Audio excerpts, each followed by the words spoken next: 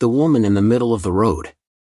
I was driving through a remote stretch of Highway 47 in northern Montana, between Havre and Malta, the kind of place where the nearest house might be 30 miles away and the sky at night feels too big, too empty. It happened in late October of 2019, around 2:15 a.m., when the temperature had already dropped below freezing and the fog lay over the asphalt like a thin, moving blanket.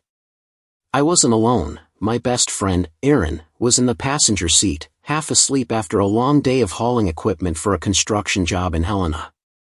The heater in my old Ford barely worked, the windshield kept fogging up, and the entire road was so silent it felt like we were the only two people left in the world. We hadn't seen another vehicle for nearly an hour when the fog ahead suddenly shifted, revealing a human silhouette standing directly in the center of our lane. A woman. Her long hair was stuck to her face by the mist, her clothes pale enough to blend with the fog. She didn't move. She didn't wave. She just stood there. I slammed the brakes. The truck skidded, tires screeching on the wet pavement. For a second, I thought we had hit her. The seatbelt dug into my chest as the truck jolted to a stop. Aaron jerked awake, shouting, "What happened?" But I couldn't answer. I was staring at the empty patch of road where she had been. "She's gone," I whispered. But she hadn't walked away. There were no footsteps. No sound of someone running into the fields. No other cars. Just fog, the trembling beams of our headlights, and the outline of the road stretching into nothingness. We got out of the truck, calling out into the cold air, walking slowly in opposite directions along the shoulder. I felt the heaviness of the place, as if the silence itself was watching us. The fog curled around my ankles like smoke. We checked the ditch, the gravel, the strip of field beyond it. Nothing. Aaron looked shaken.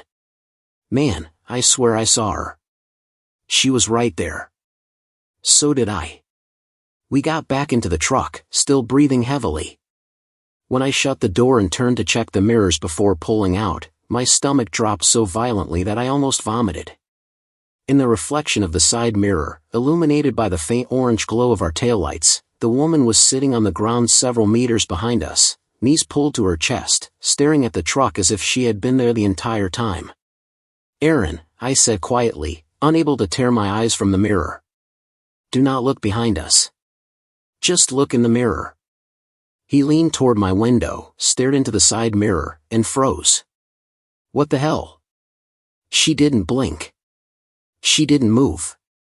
She just continued staring with this expression that wasn't quite sadness, but wasn't anger either, something more hollow, like she was waiting. I pressed the gas, and the truck lurched forward. The moment we moved, the woman seemed to slide out of the mirror's view, swallowed again by the fog. Aaron twisted around despite what I said, but she was gone. I drove faster than I should have. The fog grew thicker, as if it knew we were trying to escape. The radio, which had been silent for hours due to lack of signal, suddenly crackled to life, a burst of static so loud it made us both jump. Then, just as suddenly, it went dead again. What if something happened to her? Aaron muttered. What if we just saw? I don't want to know, I answered. But the road didn't let us forget. A few miles later, the fog thinned enough for us to see a sign, a faded memorial cross stuck into the ground at the side of the road. A plastic bouquet lay wilted at its base, and a laminated photo was strapped to the post. A woman, maybe in her mid-30s, smiling with a child beside her. We stopped the truck. Not because we wanted to, but because we had to. Something compelled us to look. The inscription said she'd died in 2014. Killed in hit and run. Body never recovered. I felt the air leave my lungs. The woman in the picture looked horribly familiar. The same hair length. The same facial shape. Even the same kind of pale jacket. We didn't speak for a long time. I just stared at the photo until my hands went numb. When we finally got home, neither of us slept. In the morning, we went to the local sheriff's office to tell them what we had seen. The deputy on shift listened politely, took down a few notes, and then sighed. You're not the first ones to report that, he said. People see her maybe once or twice a year. Always around that stretch, usually foggy nights. Do they see her in the mirror too? I asked. The deputy hesitated. Some do. Some don't. But the stories are all the same. She's always near the middle of the road, like she's still trying to flag someone down. What happened to her? Aaron asked. She and her kid were driving home. Someone hit them. The car rolled into a ravine. Kid survived. She didn't. By the time help arrived, the car had caught fire. She got out somehow and tried to walk toward the road, but the fog was thick that night. They say she never reached it. And the body? I asked. Never found. There was nothing else to say. We left the station and drove home in silence. For weeks, every time I checked my mirrors while driving at night, I expected to see her again, sitting on the road, staring. But I never did. Maybe she only appears to people who take that exit on foggy nights. Maybe she's waiting for the person who hit her. Or maybe she's still trying to find her way back to the road she never reached. All I know is that we should never have taken that exit. And if you ever drive that stretch of Highway 47 at night and see a figure in the road, do not stop. Do not get out. And never look in the mirror longer than you have to. The end. The car with no driver. It happened on a remote stretch of Highway 550 in New Mexico, between Bloomfield and Cuba, a part of the desert where the land looks the same in every direction and the night sky feels too wide, too silent. It was December 2020, around 3:40 a.m., cold enough that frost was forming on the edges of my windshield. I was driving alone in my old silver Subaru, heading back from visiting my brother in Durango. I had worked a double shift earlier that day, and instead of stopping at a motel like a normal person, I decided to push through the night. The road was empty, and the desert wind kept sweeping thin veils of dust across the asphalt. My high beams stretched forward into a darkness that felt endless. For more than an hour, I hadn't seen a single vehicle, not even a truck hauling oil or livestock. Then, just south of the Navajo Dam turnoff, I noticed headlights appear behind me. At first, I was relieved. It's strange how comforting another pair of headlights can be when you've been alone in the dark for too long. But within a minute, something about them began to unsettle me. The headlights stayed perfectly aligned behind me, not too close, not too far. Every time I changed speed, they matched me exactly. I slowed down to 40. They slowed down. I sped up to 70. They did too. No hesitation. No drifting. No human-like delay. It was like being followed by a machine that knew my every move. I tried to shake the feeling by telling myself the driver was just tired, maybe zoning out, maybe coincidentally keeping pace. But the longer it continued, the more unnerving it became. When I switched lanes, the car behind me switched lanes at the exact same moment, not a second later, not a fraction earlier. Perfect synchronicity. 10 minutes passed like that, the car glued to my movements, until finally the fear got to me. I needed to see who was behind me. I flicked on my blinker and pulled onto a wide gravel turnout on the right. The other car did the exact same thing, pulling in behind me with the same smooth motion, tires crunching on gravel, headlights staying locked on my rear window. I sat there gripping the steering wheel, heart pounding. I expected the driver to step out. Maybe someone needing help. Maybe someone lost. Maybe some idiot messing around. But the driver's door didn't open. The engine stayed on, headlights glaring through my back windshield like two white eyes. I waited another minute. Still nothing. That was worse than anything I had been imagining. I forced myself to climb out of my car, my boots crunching the gravel. The desert wind was icy and strong, carrying the smell of dust and sage. My breath formed clouds in the air as I walked slowly toward the car behind me. It was an older dark blue sedan, looked like a late 90s Pontiac or maybe an early 2000s model. Hard to tell in the glare. The windows were slightly fogged, but the headlights were bright and steady. I approached from the driver's side, nerves tightening with each step. That's when I saw it. The driver's seat was empty. Completely empty. I froze. I leaned in further, putting my face almost against the driver's window. The car was running. The dashboard was lit. Radio off. Heater humming. But there was no one in the driver's seat. No one in the passenger seat. No one in the back. I backed away quickly, fear squeezing my lungs. I circled around to the rear of the car, checked the license plate even though my mind wasn't processing anything. My hands were shaking. I felt an urge to run, not walk, back to my Subaru. When I reached my door, something flickered in my peripheral vision. The empty car behind me flashed its brake lights twice. Not the hazard lights. Just the brakes. As if someone had gently tapped the pedal. I threw myself into my car and locked the doors immediately, heart racing hard enough to hurt. I didn't even bother checking the mirrors, I just slammed the gas and shot back onto the highway. The gravel fishtailed under my tires. For several seconds, all I heard was the roar of my own engine. Then I finally looked into the mirror. The empty car was back on the road, following me again.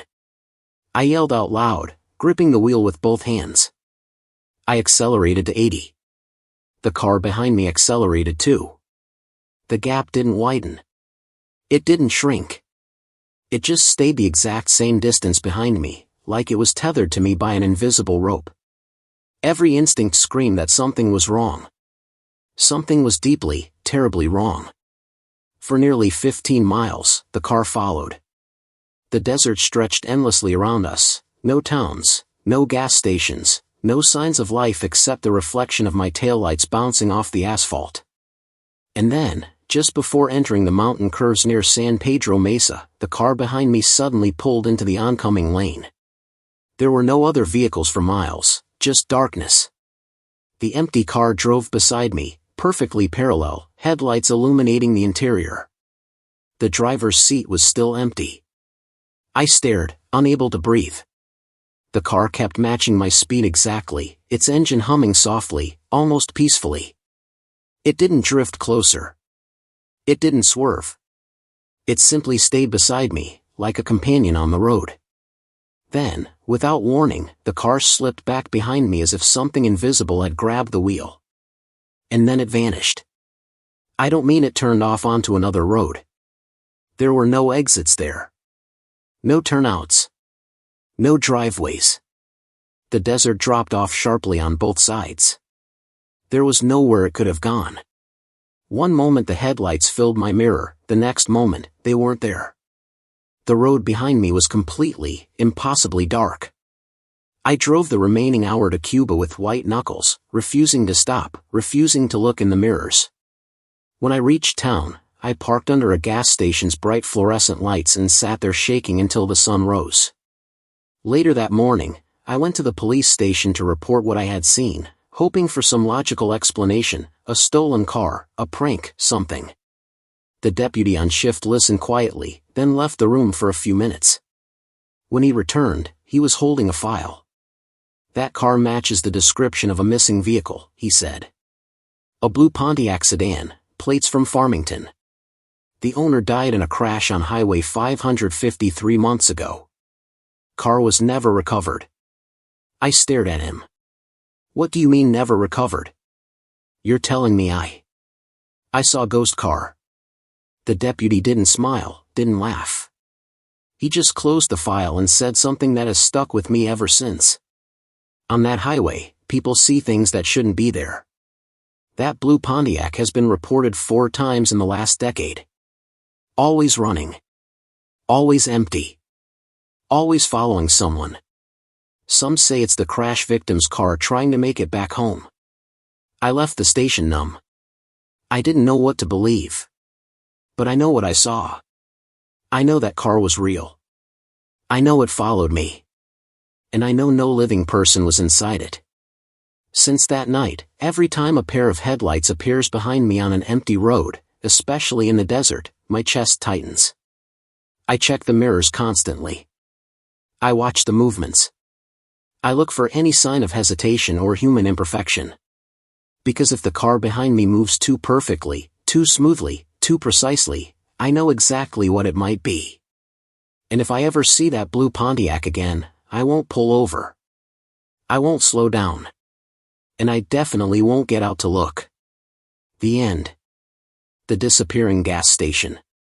It happened in the northern part of Oklahoma, along the long empty stretch of Highway 60 between Ponca City and the Kansas border. The land there is flat and open, with fields stretching out in every direction and old, abandoned farmhouses sinking into the earth like they've been forgotten by time itself. It was August 2018, late at night, around 1:20 a.m. I was driving with my girlfriend at the time, Megan, heading back home after visiting her family in Enid. We were tired, running low on gas, and the darkness around us seemed too thick, too quiet, as if the entire state had gone to sleep. The temperature was still high despite the night, and heat kept radiating off the asphalt in long shimmers. My dashboard's low fuel light came on just as we passed a sign saying next service is 22 miles. We both cursed under our breath. The gauge wasn't totally accurate, and I knew we couldn't risk pushing it. We needed a gas station sooner than that, but the next town wasn't close.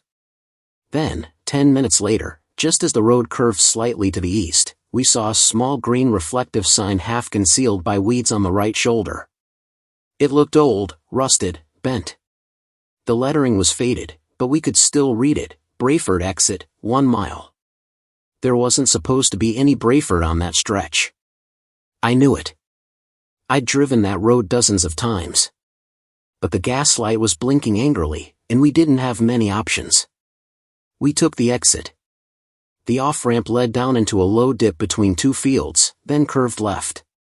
At the bottom, we saw it, a small, single-pump gas station with an old-fashioned overhang, the style you'd see in pictures from the late 80s or early 90s. The sign said Fuel Mart, with the first letters half burned out. One old pickup truck was parked on the far side, but the windows were so dusty we couldn't see inside. The place looked abandoned at first glance, but lights were on. The humming fluorescent bulbs flickered above the pump. A small convenience store was attached to the station, the kind with thin metal-framed windows and hand-painted posters taped up inside.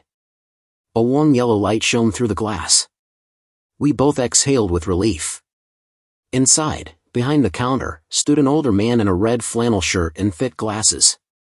His gray hair was combed neatly, and he looked up with a friendly but tired expression. He greeted us in a calm, warm voice, as if he had known us for years. Megan went to the restroom while I paid for the gas.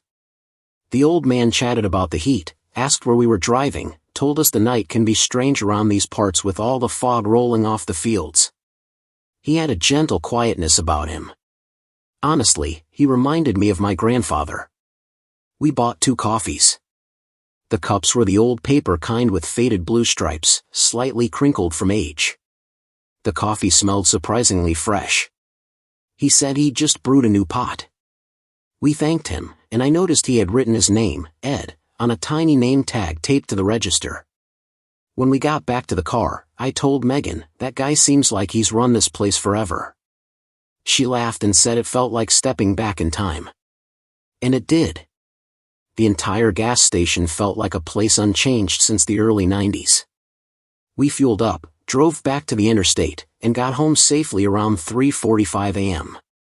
The next day, around noon, we drove the same route again because I'd realized I left my wallet in the store. It must have fallen out when I paid for the coffee. I remembered placing it near the counter while fumbling for some bills. We reached the same stretch of Highway 60. I looked for the Brayford exit sign. It wasn't there. Not even the metal pole. We drove slowly, scanning the sides of the road. Nothing. No weeds bent. No signs. No ramp leading down between 2 fields. Finally, frustrated, we checked Google Maps. There was no Brayford listed anywhere near that area. The nearest town or exit was miles away. We turned around and drove even slower, certain we must have missed something. But we hadn't.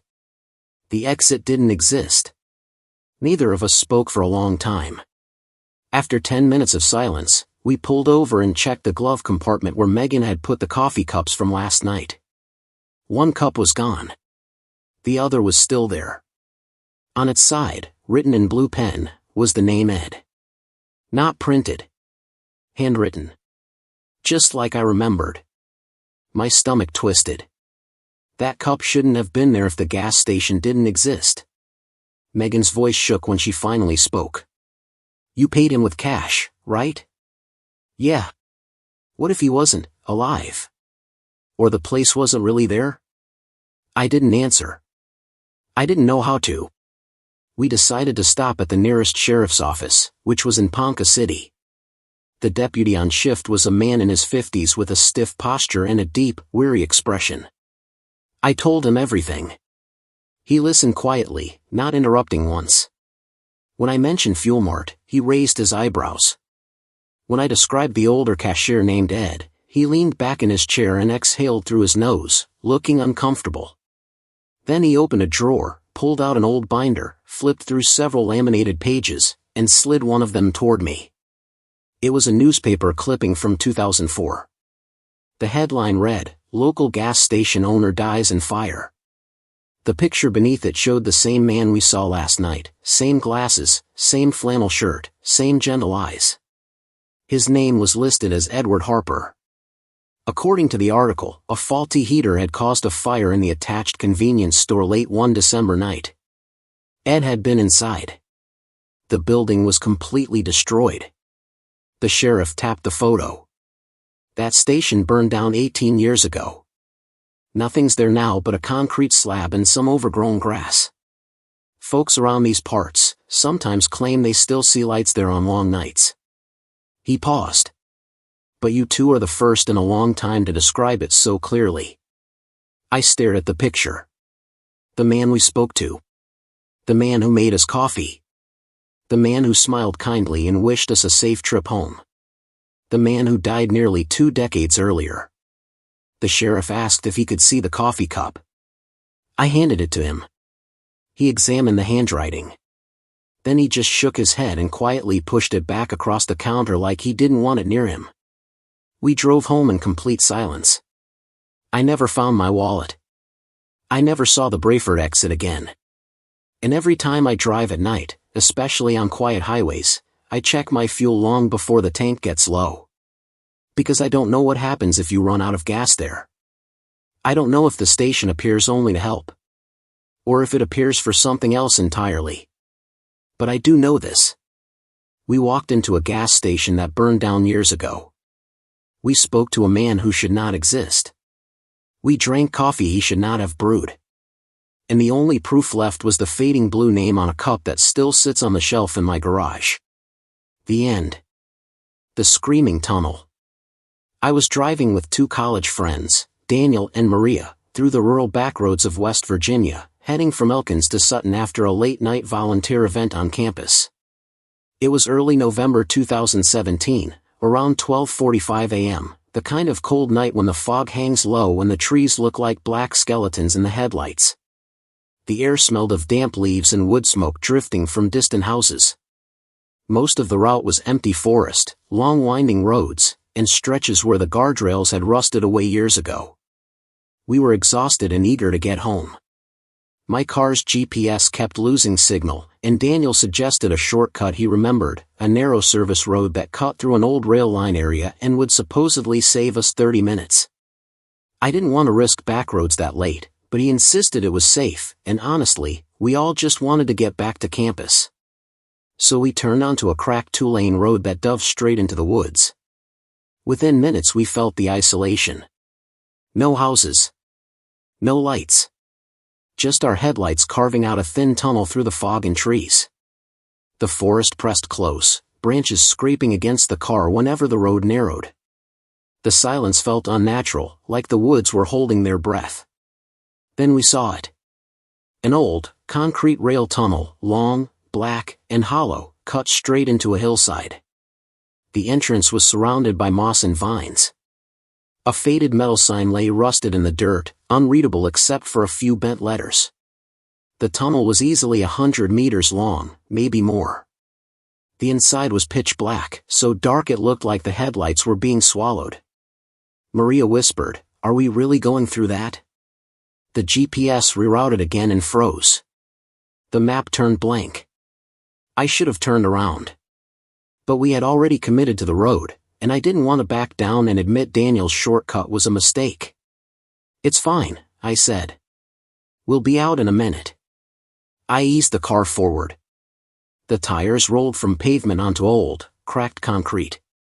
The tunnel rose around us like the inside of a huge, abandoned drainpipe. The sound of the tires echoed, repeating again and again as if the tunnel was much longer than it should have been. My headlights revealed graffiti, chipped walls, and long streaks of water running down from the ceiling. About 20 meters in, the light behind us disappeared completely. We were swallowed by the tunnel. Then the engine died. The dashboard went dark. The heater clicked off. The steering wheel locked. All we could hear was the echo of the sudden silence. Maria immediately started panicking, her breath sharp and fast. Daniel fumbled for his phone, but his screen stayed black no matter how many times he pressed the power button. My phone wouldn't turn on either. The cold inside the tunnel felt wrong, sharper, heavier, almost metallic. Like the air was pressing against our skin. "Try starting it again," Daniel said quietly. I turned the key. Nothing. Not even a click. Then, from somewhere deep inside the tunnel, far ahead of us, came a sound. A scream. A woman's scream. It was raw, broken, and echoing so violently that we couldn't tell how far away it was. It went on for several seconds, rising in pitch, then cutting off suddenly, as if someone had covered her mouth mid-scream. Maria grabbed my arm and whispered, "Please get us out of here."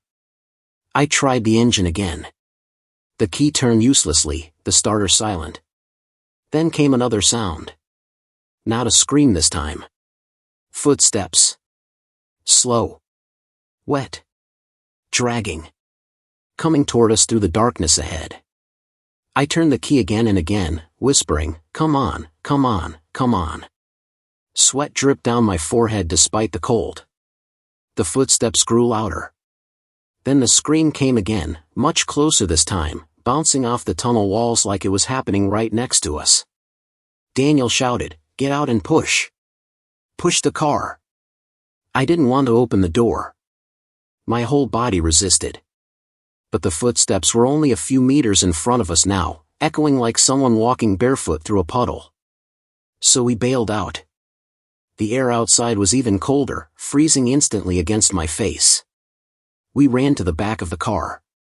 My breath came out in clouds. I could see only a few feet into the tunnel ahead, just gray concrete fading into black. We started pushing.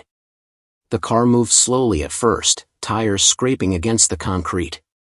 The sound echoed behind us, blending with the distant dragging footsteps. I didn't dare look ahead. I didn't dare check how close they were. Maria kept whispering, "Please, please, please," with every breath.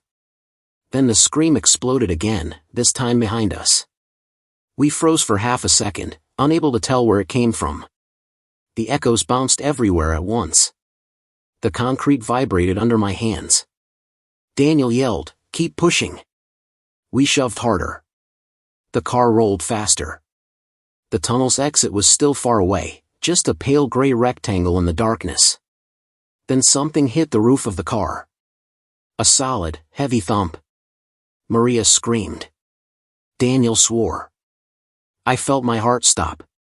Something was on top of the car. We could hear it shifting its weight, crawling slowly across the roof. The metal bent under its weight, just slightly, but enough for us to hear it. A low scraping noise ran from the middle of the roof toward the windshield. I didn't look. I didn't want to know. We pushed with everything we had. The car rolled faster. The echo changed. The tunnel was getting wider. Brighter. We were almost out. Then, just a few feet before the exit, the weight on the roof slid violently toward the back. A shape dropped onto the trunk, just the faint outline of something pale in our peripheral vision. We didn't stop. The car rolled out of the tunnel like it was escaping a mouth. The moment the front tires hit open air, the engine lights flickered back to life. I jumped in, slammed the door, and turned the key. The engine roared instantly, as if it had never died. Daniel and Maria jumped in, shouting, slamming their doors shut. I hit the gas so hard the tires spit gravel everywhere. The car shot forward, leaving the tunnel behind us. In the mirror, the tunnel entrance remained dark. Nothing emerged. When we reached Sutton, we stopped at a brightly lit gas station. All three of us got out, shaking, barely able to speak. Daniel walked around the car, inspecting the roof and trunk. His face turned white. There were dents. Fresh dents. Long, thin scratches ran across the roof and down the back, like fingernails dragging across metal. None of us said anything. We didn't need to. The next day, needing some kind of explanation, we went to the sheriff's office. The deputy on duty listened silently. When we described the tunnel, he closed his eyes for a moment. "I know the one," he said. Then he told us a story. 20 years earlier, a woman had been chased into that tunnel by her husband. She tried to run, screaming for help, but no one came. She tripped near the center, hit her head on the concrete, and died. Her husband disappeared into the woods and was never found. Locals claim that on cold nights, drivers who stop inside the tunnel hear her screams, the same screams she made the night she died, and see shadows on the roof of their cars. The deputy looked at the dents on our trunk and roof. "You shouldn't have stopped in there," he said quietly. We never drove that road again. And whenever I see a tunnel, any tunnel, I turn off the radio, grip the wheel tighter, and pray I don't hear footsteps or screams coming from inside. The end. The hitchhiker who knew their names. It happened in the northern part of Idaho, along Highway 95 between Coeur d'Alene and Sandpoint, a long forested stretch where the road winds between dense pines and steep drop-offs that disappear into blackness at night. It was late March 2021, around 11:50 p.m., still cold enough that the snow on the edges of the road hadn't melted. I was driving with two friends, Mark and Jenna, after a day trip to Spokane. We were tired, the heater in my SUV was struggling, and the road was completely empty except for our headlights cutting through the darkness. The moon was hidden behind thick clouds, and every now and then the trees seemed to lean inward, narrowing the road like a tunnel made of branches. We had been driving in silence for nearly half an hour when Jenna suddenly leaned forward in her seat and said, "Do you see that?" A shadow moved on the right side of the road. At first I thought it was an animal, maybe a deer. But as we got closer, it became clear. A man. Standing on the shoulder with one arm raised, trying to flag us down.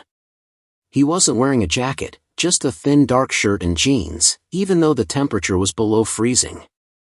His hair was wet, plastered to his head as if he'd been caught in the rain, but it hadn't rained for days. "Should we stop?"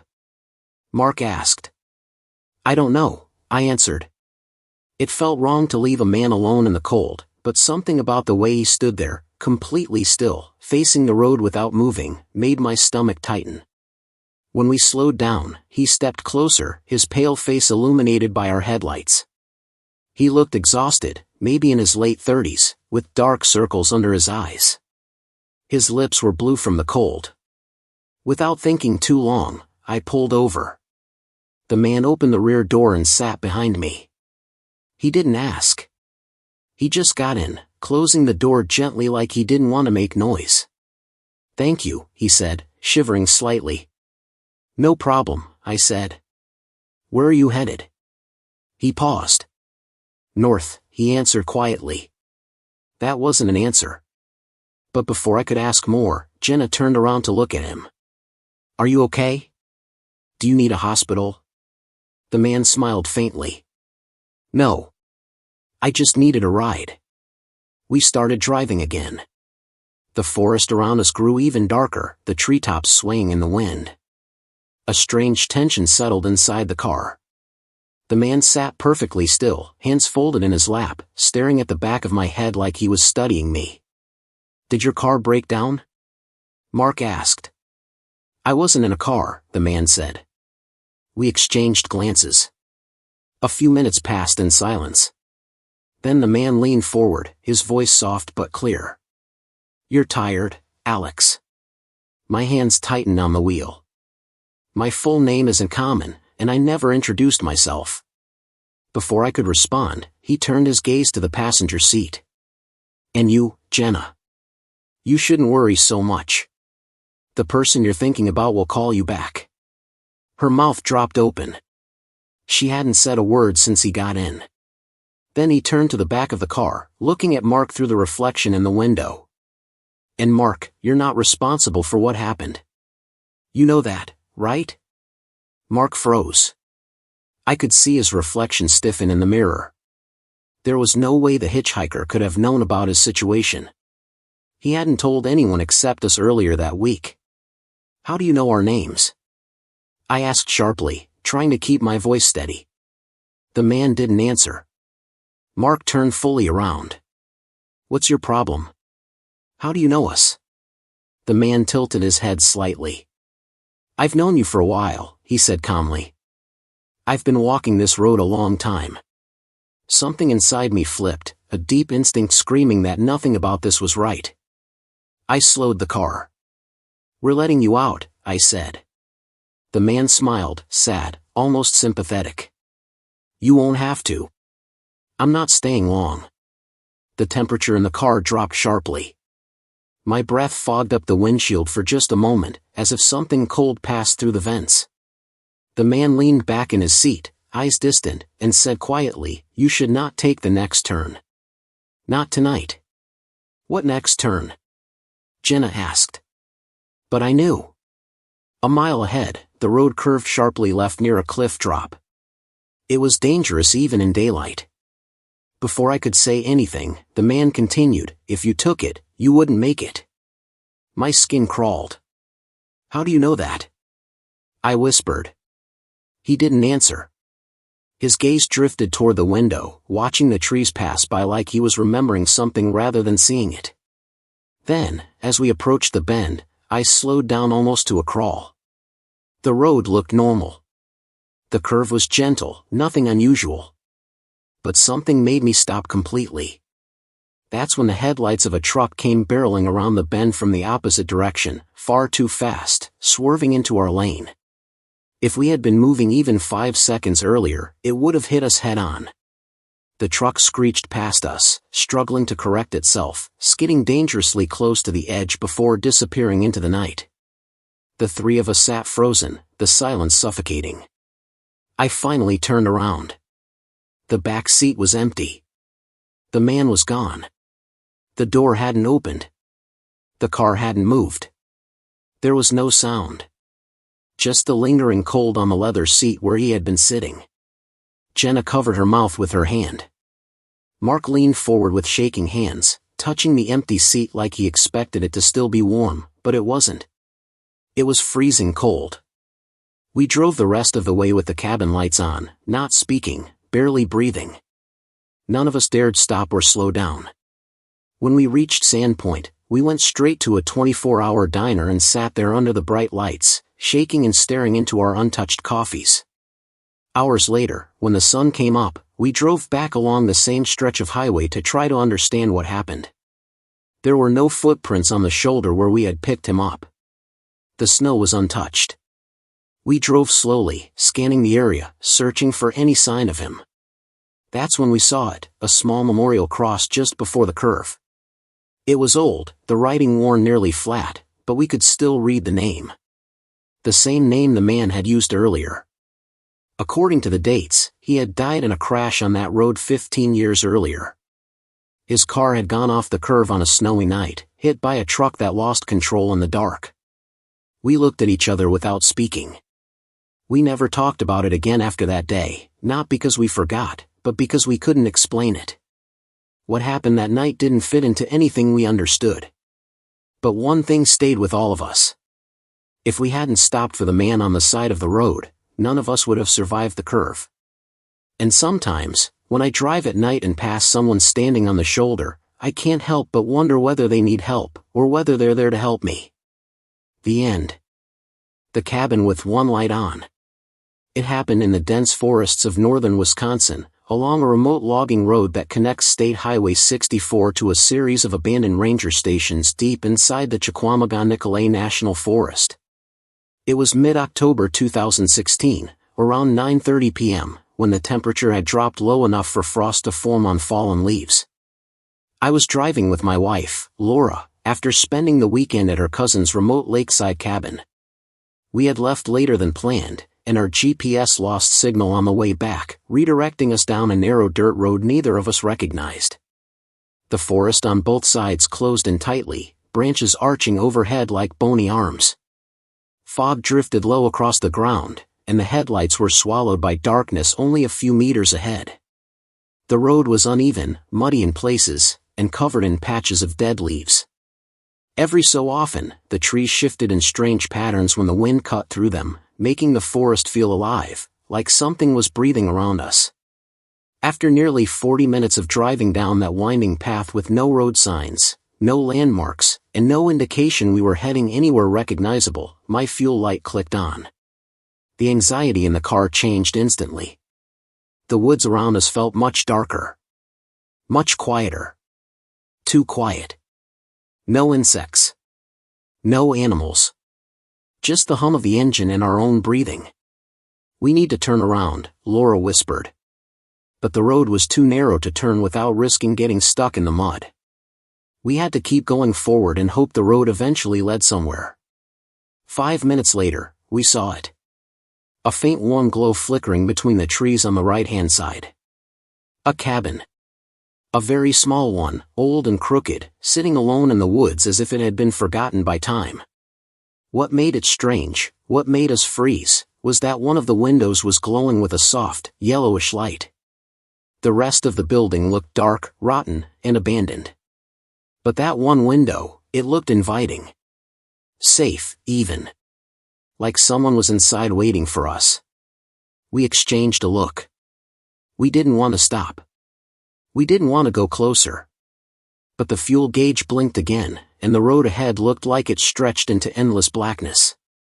We needed to ask for directions. Or help. Or at least confirm we weren't lost in circles. I pulled off the road slowly. The gravel crackled under the tires. The cabin came into view, small porch, broken steps, a roof sagging in the middle, and wood so old it looked gray. But the window on the left glowed with warm yellow light, like a lamp burning quietly inside. "Who would live out here?" Laura whispered. "I don't know," I said. We both felt it in the air, the heaviness, the unnatural stillness, as if the forest itself was listening to us. We stepped out of the car. The cold bit into my face. The air smelled of damp wood and something faintly metallic. Leaves rustled under our shoes as we approached the cabin. When we reached the porch, I knocked on the door. It creaked slightly under my hand. No answer. I knocked again. Louder. Still nothing. But the light inside didn't flicker or move. It just glowed steadily, almost unnaturally still, as though frozen in time. Finally, I pushed the door gently. It swung open. Inside, the air was colder than outside. A thin layer of dust covered the wooden floor, the table, the shelves. The furniture looked like it hadn't been touched in years. Cobwebs hung from the corners. A kettle sat rusted on the stove. Everything screamed abandonment. Everything except the table in the center of the room. On it were 2 ceramic mugs. Still warm. Steam curled softly upward, barely visible in the dim glow. My throat tightened. The heat rising from those cups was real, unmistakable. They had been poured minutes ago. Maybe seconds. Laura grabbed my arm. "Someone's here." "I know. But where?" I scanned the room slowly. The light came from an old oil lamp sitting on the table.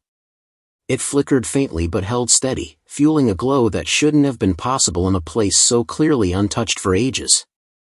We called out. No answer. We checked behind the door. Empty.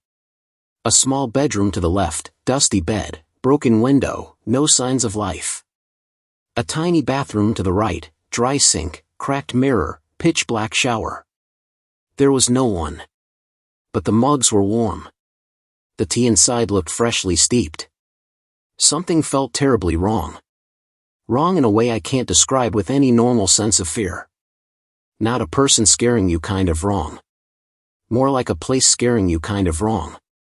"We need to leave," I whispered. We backed away toward the door. Just before stepping outside, I looked up at the ceiling. I didn't know why. Something made me. The roof had holes in it. Big ones.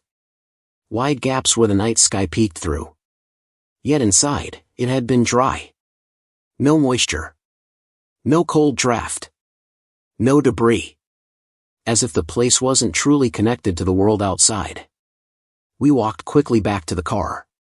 The forest around us felt thicker, like the trees had moved closer while we were inside. When we got in the car, the air inside was freezing. Colder than the cabin. Colder than the night. Almost suffocating. I turned the ignition. The engine sputtered but didn't start. Laura's voice cracked. "Please start the car. Please." I tried again. The engine caught on the third try. I slammed the accelerator and backed onto the dirt road, driving recklessly through the bends, desperate to get away. 30 minutes later, we finally saw a familiar sign. Highway 64. Civilization. Light. Something real. We didn't speak the entire drive home. The next morning, still shaken, we called the county ranger station to ask about the cabin. The officer on duty listened to our description and then asked us to repeat it. When we did, he went quiet. He told us that the cabin we described used to belong to an old logging family in the early 1970s. A fire had broken out one winter night, killing the couple inside. The structure was declared unsafe and burned down completely in 1974. According to the ranger, nothing has stood in that spot for more than 40 years. No rebuilt cabin. No squatters. No lights. No structures. Nothing. But hikers occasionally reported seeing a warm light glowing between the trees, just once, before it vanished. "Whatever you saw," the ranger said, "you didn't see a real building. There hasn't been anything out there since before I was born." Later that afternoon, we drove to the ranger station. He took out a map, circled the approximate area, and marked an X where the cabin had once stood. We went back. There was nothing. Just an overgrown clearing. Dead grass. Charred stones barely visible under moss. But in the center of that clearing, we found something that turned my blood to ice. A ceramic mug. Half buried in the dirt. Same size, same shape, same faded design as the ones on the cabin table. Cold to the touch. But the inside smelled faintly, unmistakably, of tea. We left it there. We didn't take pictures. We didn't take anything. And whenever I drive down remote forest roads now, especially at night, I look for lights between the trees. If I ever see a single warm glow again, I won't stop. I won't knock. And I definitely won't drink anything waiting for me on the table. The end. The exit that didn't exist. It happened in southern Kentucky, along Interstate 65 between Bowling Green and Elizabethtown, a stretch of highway surrounded by endless fields, abandoned barns, and clusters of leafless trees that looked like they were leaning in to watch every passing car. It was late February 2020, around 2:05 a.m., cold enough that frost was forming on the inside corners of my windshield. I was driving alone, heading back to Louisville after visiting my parents. The night was quiet, the road nearly empty, and the darkness around the highway felt unnaturally still, like the whole world had gone silent except for the hum of my tires and the faint rattle from my glove compartment. My phone had died earlier in the evening, and the rental car I'd been given didn't have a working charger. I was relying on road signs and muscle memory. But after almost missing 2 exits earlier that night, the drive felt longer and more confusing than usual. My eyes kept drifting to the dark fields on either side of the road. Every now and then, I'd catch a glimpse of something out there, a rusted silo, a broken fence, a shape that might have been a deer but could have just been a weird shadow. I had been driving on a nearly straight stretch for 15 minutes when I saw a faded green sign appear ahead on the right shoulder. The letters were old, chipped, the reflective coating missing in places. It read, Exit 43, Hollow Creek. I frowned. I had driven this road dozens of times. There was no Exit 43 between those towns. And there certainly wasn't any place called Hollow Creek. But the sign looked official, rusted, sun-faded, but official. And something about the name tugged at me, like a memory I didn't quite recognize. The fuel gauge dipped close to a quarter tank. Lower than I liked for driving alone in the dark. So I took the exit. The ramp curved sharply downward, cutting into a cluster of trees. The interstate disappeared behind me. When I reached the bottom, the ramp spilled into a narrow two-lane road with no lines, no streetlights, and nothing ahead but more trees. The branches arched overhead like a tunnel made of roots and darkness. A small metal sign flickered in my headlights, Hollow Creek, 2 miles. There were no houses. No lights. No buildings. Just black woods pressing in tighter the farther I drove. After about a minute, the trees parted, and an old, silent town appeared. Or what used to be a town. A row of houses sat on either side of the road, leaning, sagging structures with boarded windows, peeling paint, and roofs caved in from years of neglect. A rusted playground with a crooked slide stood near the road, the metal swings swaying slightly even though the air was dead still. A dried-up fountain sat in the center of a small square, cracked in half. There were no cars. No lights. No movement. Just a town frozen in decay. But as strange and abandoned as it looked, something inside me whispered that I should leave immediately. My body felt heavier just sitting in the driver's seat. Still, curiosity and confusion pushed me farther. I drove slowly down the crumbling main road, scanning the broken windows, the shadows inside the houses, the empty doorways. About halfway down the street, my headlights landed on a 2-story house with dark blue paint peeling off in strips. One window on the second floor wasn't boarded. Instead, it was wide open. And someone, moved inside. A shadow passed across the window, slow and deliberate, as if it wanted me to see it. The air in my lungs turned to ice. I eased off the gas. The shadow stopped moving. Then it turned toward me. I couldn't see a face, just the outline of a head and shoulders, standing perfectly still, staring down at my car. My chest tightened. Every instinct screamed that I should leave, right then, without thinking. I pressed the accelerator. But before I could pass the house, another shape appeared, this time in the yard. A tall, thin figure standing behind the rusted fence, barely visible but definitely there. It wasn't moving. Just standing. Watching. Then, from the far side of the road, behind a different house, a third shadow stepped into view. 3 figures. All facing the road. All unmoving. My pulse hammered in my ears. I didn't want to stop the car. I didn't want to slow down. But the road ahead, just past the center of the town, was blocked by a fallen tree and a rusted pickup truck left sideways across the pavement, like someone had barricaded the exit intentionally. I could feel pressure building in my skull, like the air itself was suffocating me. I reversed quickly, trying to turn the car around, but the narrow street made it difficult. The headlights swept across the playground, then the fountain, then the front porches. And that's when I saw them. More shadows. 10, maybe 15. Tall, thin, motionless. Standing in the yards. Standing behind fences. Standing in doorways. All facing the road. All facing me. None moving. My breathing turned shallow. My hands shook. My vision tunneled in on the steering wheel as I jammed the gear into drive and pressed the pedal as hard as I could. The car lurched forward, tires spitting gravel, engine groaning. The figures didn't chase me. They didn't move at all. But the moment my headlights passed them, I could swear I saw the slightest tilt of their heads, almost in unison, like they were following the beam of light with their eyes. When I reached the end of the street, I turned onto the road leading back toward the exit ramp. The forest swallowed the town behind me.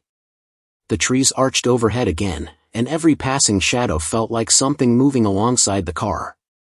After a minute, I reached the ramp back up to the interstate. Except there was no ramp. No sign. No road. Just a solid wall of trees and underbrush, as if nothing had ever been there. I slammed the brakes so hard the car skidded. My pulse spiked. I got out with a flashlight, shining it across the trees, searching for the pavement, the sign, the ramp, anything. There was nothing. Not a single trace that a road had ever existed. The air around me felt wrong. Heavy. Quiet. Then, from deep inside the forest behind me, something snapped, a branch cracking sharply. I ran back to the car, jumped in, locked the doors, and backed away fast, nearly hitting a tree.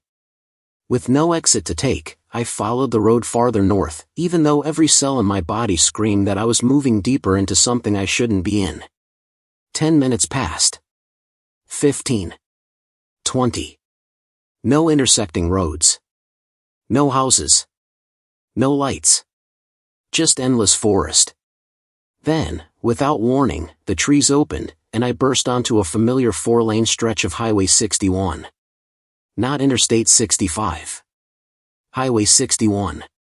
Which was 50 miles east of where I had taken the exit. I hadn't turned once. There was no way I could have reached that highway from the direction I'd been driving. Shivering, I pulled into a truck stop and ran inside. The clerk looked up as I entered, out of breath and shaking. I asked him if he had ever heard of a place called Hollow Creek, or Exit 43 on I-65. He stared at me for a long moment. Then he said, Hollow Creek was torn down 40 years ago. The whole place. They had a massive evacuation. Nobody stayed. Government bought the land. No one's allowed back there. Why? I asked. They said the town was cursed. People saw things. Heard things. A whole lot of folks went missing before they shut it down. He paused. And there's no exit 43 on that highway. Never has been. I left the truck stop shaking uncontrollably. I drove the rest of the way home with every light inside the car turned on, refusing to look in the mirrors longer than necessary. Weeks later, I tried to find the place again during daylight. But there was no sign. No exit. No road. No town. Just trees. And sometimes, late at night when I'm driving alone, I still see that rusted playground in my mind, the empty houses, and the line of unmoving figures watching me from the darkness. I know what I saw. And I know that some exits aren't meant to be taken. The man running beside the car.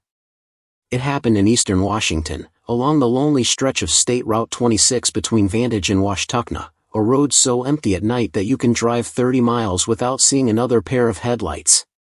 It was early September 2019, at around 1:40 a.m., when the moon was hidden behind clouds and the fields on both sides of the road looked like an endless black ocean. I was driving alone after visiting my sister in Ellensburg, trying to get back to Pullman before dawn.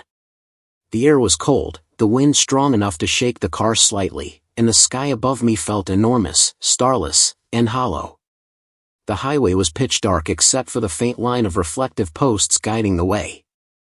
My phone had no signal, and the only sound inside the car was the rhythmic hum of the tires and the occasional whistle of wind sneaking through the driver's side window. I had been driving for nearly an hour without seeing a single other vehicle. About 10 miles west of Washtuckna, I hit a patch of heavy rain, sudden, violent droplets hammering the windshield so hard I had to slow down to around 50. The world outside turned into a blur of gray streaks and shifting shadows. My wipers beat desperately back and forth. The sound of rain wrapping around the car made it feel like I was underwater. Then, through the curtain of rain, I saw something move on the left side of the road. At first, I thought it was an illusion, maybe a branch blowing in the wind or the rain distorting my vision. But as I kept driving, the shape became clearer, gaining definition as the headlights reached it. Someone was running beside the car. A man. Tall. Thin. completely soaked. Barefoot. His clothes clung to him like wet paper, and his hair hung low over his face. I could only see flashes of him in the raindrops, but he wasn't on the shoulder, he was on the asphalt, inches from the white line. And he was keeping pace with me. At 50 miles per hour. My chest tightened so suddenly it felt like someone had punched me. I stared straight ahead, gripping the wheel, refusing to look again, but my eyes kept flicking to the side, unable to stop themselves. He was still there. Running. Keeping perfect speed. No expression. No struggle. No sign of fatigue.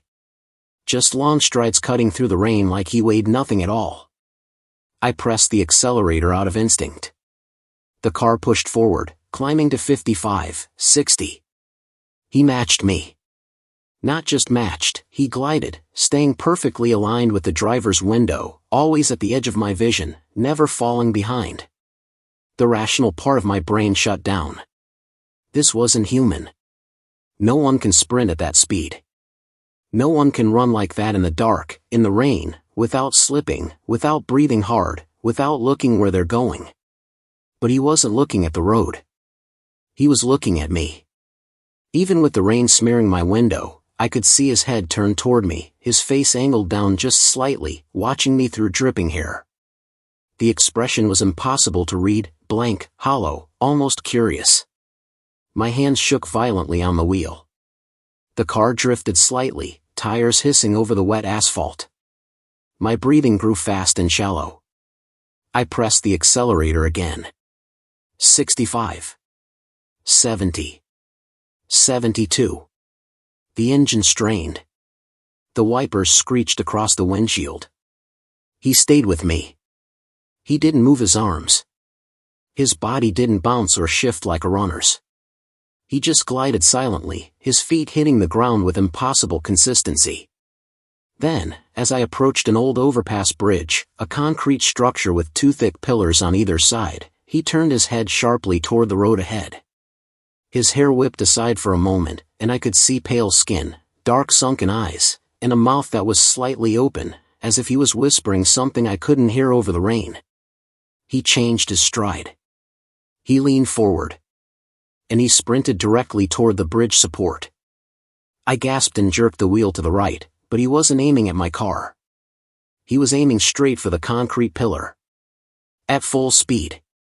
I braced for impact, expecting to hear a sickening thud. But there was nothing. He vanished before reaching the pillar. No impact. No shadow. No splash in the rain. Just gone. Completely gone. I sped under the bridge, heart pounding so hard I could hear it over the storm. My breath came in tremors. My fingers were numb on the steering wheel. I didn't dare slow down, not even after the rain eased a few minutes later.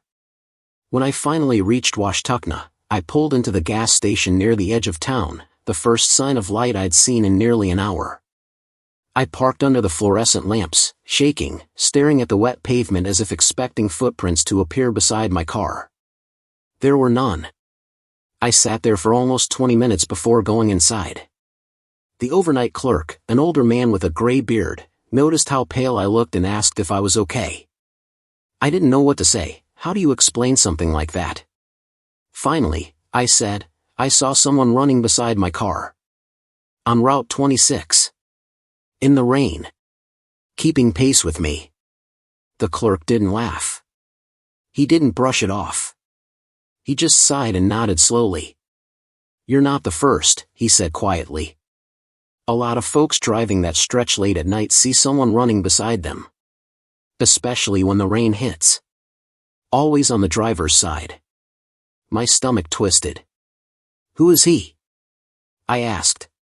The clerk rubbed his beard and shrugged. Nobody knows for sure. But 25 years ago, a man got stranded out there trying to walk to town during a storm. He was hit by a truck. Driver said the guy came out of nowhere, said it looked like he was running faster than a person should be able to. They found the body the next morning. Barefoot, soaking wet. Some say he's still trying to get here. I left the gas station shaken to my core. I didn't sleep that night. In the years since, I've driven that stretch of Route 26 dozens of times, always during the day. Never at night. Never in the rain. And whenever I think about that man running silently beside me, matching my speed like gravity didn't apply to him, I can still feel his eyes on mine through the rain. As if he was trying to keep up. As if he wanted to be seen. As if he was running towards something, or away from it. I don't know what I encountered on that deserted highway, but I know this. If you ever see movement beside your car on that stretch of Route 26, don't look. Don't slow down. Don't let curiosity make you turn your head. Because once you see him, he sees you too. The end. The car that was already crashed. It happened in rural southern Arkansas, along Highway 82 between Crossett and Montrose, a long, quiet, two-lane road surrounded by endless pine forests and stretches of swampy lowland that turned pitch black after sunset. It was late November 2015, around 12:30 a.m., on a night colder than usual for that time of year. I was driving home from a late shift at the paper mill in Crossett. My coworker, Damon, followed behind me in his truck since our routes back to Montrose were the same. We often caravanned at night for safety, deer, drunk drivers, and long empty miles made the road unpredictable. The fog that night was thick and low, hugging the asphalt like smoke. The kind that moves in slow layers, making even the pine trees look like ghostly silhouettes.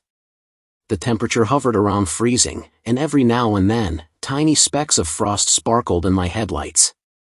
There were no other cars, no houses, no lights, just the darkness of the woods and the narrow ribbon of pavement cutting through it. About 10 minutes east of Crossett, I saw something on the shoulder ahead. The shape was faint at first, a dark outline half buried in fog, but as I got closer, my stomach tightened. A car. A silver sedan, crushed on the driver's side, windshield shattered, front bumper torn off, the hood folded like crumpled foil. Steam, or fog, rose around it, mixing with the night air. The headlights were off, the cabin dark.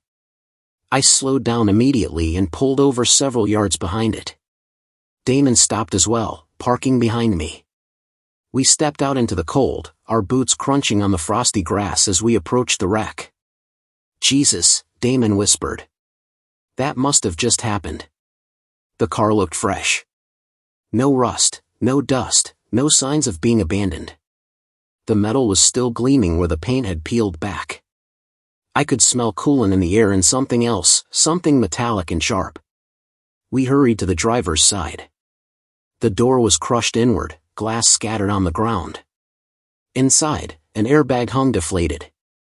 The driver was slumped forward, head against the steering wheel. A man. Middle-aged. Dark hair. Wearing a flannel shirt. And he was breathing. Barely. I shouted, "Sir. Can you hear me?" He groaned weakly but didn't lift his head. Blood dripped from his forehead onto the wheel. His hands twitched like he was trying to move. Damon ran back to his truck to grab his phone. I stayed by the driver, reaching through the shattered window. "Hey, stay with me, okay? Help is coming." The man didn't answer. His breathing was shallow, irregular. Damon came back, pale. "I don't have signal." I checked my phone, nothing. Not even a bar. That stretch of road always had terrible reception, but I prayed one of us might get lucky. No such luck. "We need to get him out of the car," I said. "If this thing catches fire." But as I reached for the door handle, something happened that froze me completely. The man lifted his head. Not slowly, not weakly, he lifted it in one sharp, unnatural motion. His face turned toward me. Blood streaked down one cheek. His eyes were open wide, staring directly into mine. But he didn't look afraid. He looked desperate. His lips trembled, and in a hoarse, cracked voice, he whispered, "Don't leave me here." The words were so clear they didn't even sound injured, more like a plea from someone who had been waiting for hours. Before I could respond, his head slumped forward again, lifeless. For a moment, the world went completely silent. Then I heard it, the faint sound of something shifting inside the car, a soft creak of leather or fabric moving. Did you hear that? I asked. Damon nodded slowly, stepping back from the car. The air around us felt heavier, colder. The fog thickened, swirling around our legs like something alive. We need to get help, Damon said. Let's drive until we get signal. I hesitated, looking at the unconscious man. We can't just leave him. We'll be gone 5 minutes, Damon insisted. We can't help him if we can't call anyone. Reluctantly, I agreed. We jumped back into our vehicles, made a U-turn, and drove quickly west toward Crosset, hoping to find signal near the industrial area. It took 7 minutes. 7 minutes until my phone finally buzzed with 1 bar of service. I immediately dialed 911. The dispatcher picked up quickly. I explained everything, the location, the wreck, the injured driver. She asked me to repeat the exact spot. I described the curve in the road, the mile marker, the bent pine tree on the right side. There was a pause. Then she said, "Sir, are you sure you're on Highway 82 near that location?" "Yes," I said. "We're going back right now." Her voice tightened. "There shouldn't be a crashed car there." "It's there," I said angrily. "The driver's hurt. He needs an ambulance." Another pause. "Responding units are on the way," she finally said. "Please wait safely nearby." We rushed back toward the crash site, heart hammering, headlights slicing through fog. But when we reached the spot, there was nothing. No car. No broken glass. No skid marks. No coolant smell. No sign of any crash. The shoulder was empty. The road was untouched. Like nothing had ever happened. Damon slammed his truck door and stared at the empty roadside, shaking his head. No. No. We didn't imagine that. It was here. He was here. I walked to the exact patch of grass where the crushed sedan had been. The ground was undisturbed. No flattened vegetation. No tracks. Nothing. A cold wave rolled through me. We waited until the sheriff's cruiser arrived 10 minutes later. The deputy stepped out and asked us to explain what we saw. We told him everything, every detail. He listened quietly, not interrupting. When we finished, he motioned us back to his car. "Come here," he said softly. "I want to show you something." He opened a binder in his front seat. Inside were photographs of a silver sedan, crushed on the driver's side, windshield shattered, front bumper torn off. The same car. The same damage. The same flannel-wearing driver. Except the photos were 10 years old. The deputy tapped the image. "This man died in 2005, he said. Right here on this stretch of 82. Hit a tree, got pinned inside the car. Someone called 911 and said he told them don't leave me here before he passed." My stomach dropped. Damon's face turned white. The deputy closed the binder.